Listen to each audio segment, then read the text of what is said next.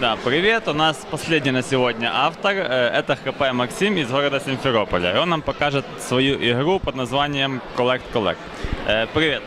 Привет, Остап. Это Collect Collect, это рабочее название, потому что я делал упор на механику и пытался к конкурсу успеть сделать ее рабочей, чтобы она работала, чтобы не было вопросов о том, почему игра не работает, а гоблины там хорошо прорисованы. Вот. О чем игра? Я, когда услышал о конкурсе в рамках Игросферы, решил, что нужно участвовать. Вот. Идей у меня тогда никаких не было, поэтому это плод тех 4 месяцев, которые вот, были до выставки у меня, и вот то, что я успел сделать. Игра представляет из собой dice placement, по аналогии с расстановкой рабочих.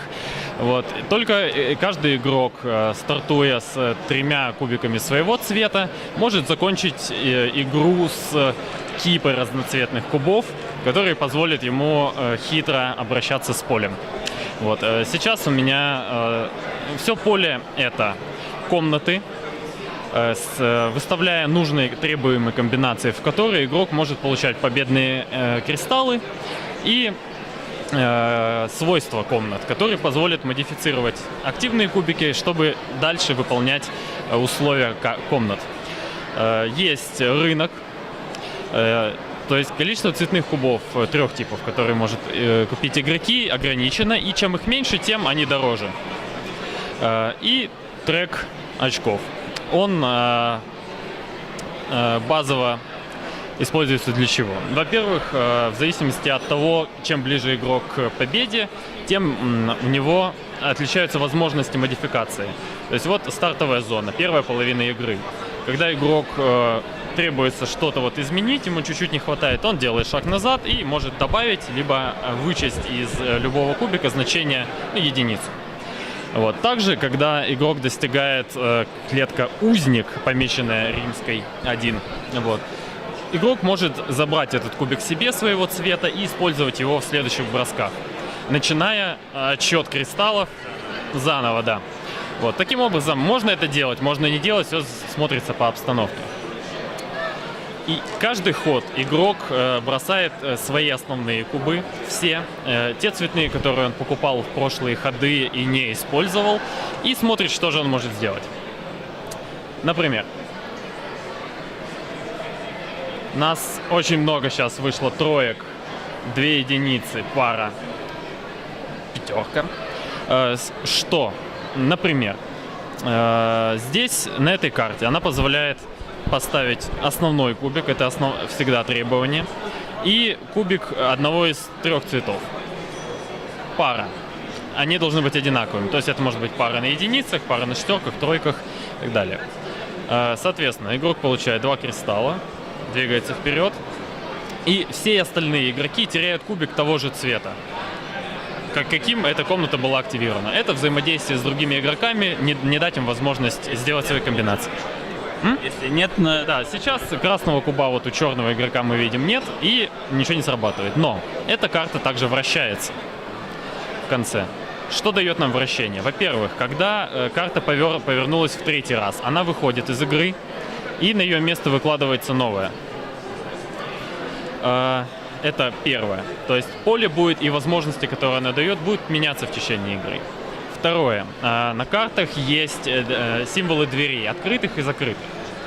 Когда совпадают между 2 соседними комнатами открытые двери, то эти комнаты считаются доступные одна из другой.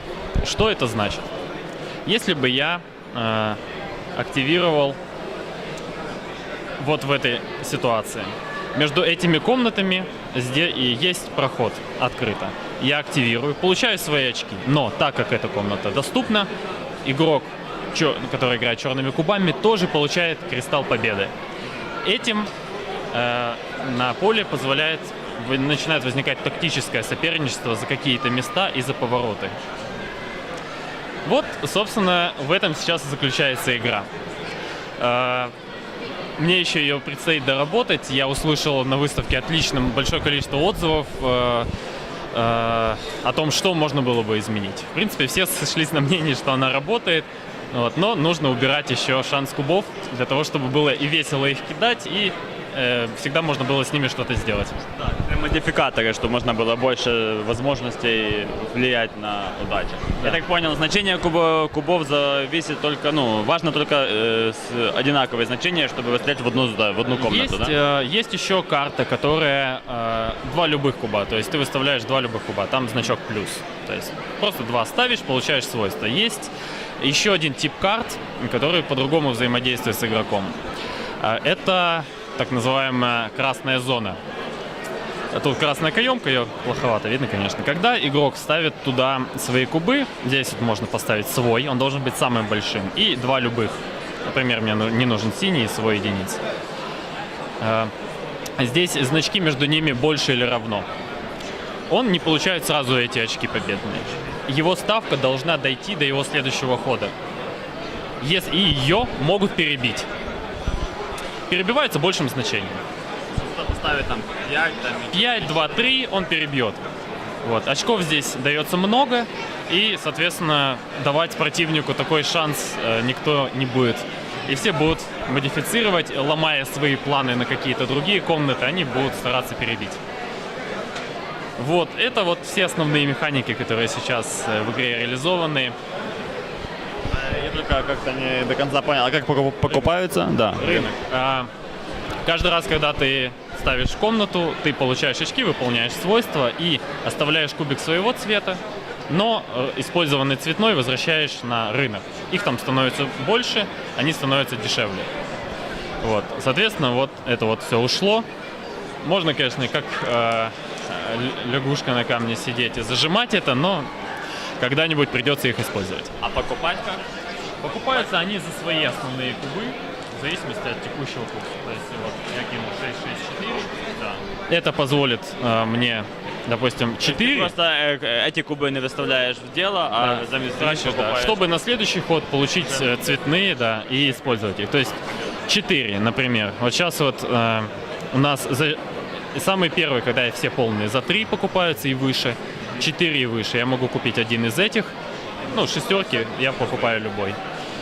То есть выставляю, забираю, какие мне нужны. На следующий ход ты это забираешь. Да, и кидаю. И неиспользованные цветные все тоже у меня остаются в руке. Вот такая игра.